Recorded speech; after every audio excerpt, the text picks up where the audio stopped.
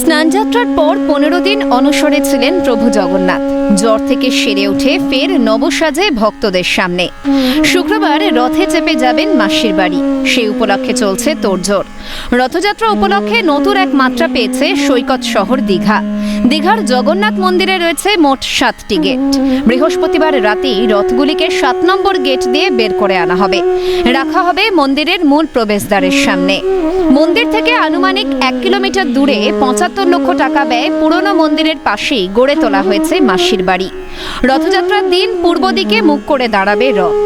রথে চেপে মাসির বাড়ির উদ্দেশ্যে রওনা দেবেন জগন্নাথ দেব, বলভদ্র দেব ও সুভদ্রা দেবী। পূর্ব দিক দিয়ে বেশ কিছুটা চলার পর মাসির বাড়ি প্রবেশের আগে একটি মোড় বা টার্নিং পয়েন্ট রয়েছে, সেখানেই দাঁড়িয়ে যাবে রথ। রথ থেকে নামিয়ে আনা হবে জগন্নাথ দেবকে। তার 200 মিটারের মধ্যে রয়েছে পুরনো মন্দিরের পাশে নবনির্মিত মাসির বাড়ি, আর তার পাশেই সমুদ্র সৈকত।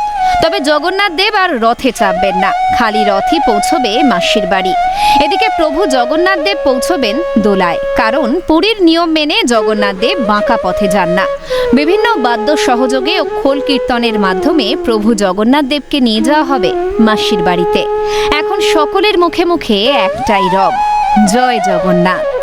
বিনোদ মণ্ডলের রিপোর্ট, ক্যালকাটা নিউজ।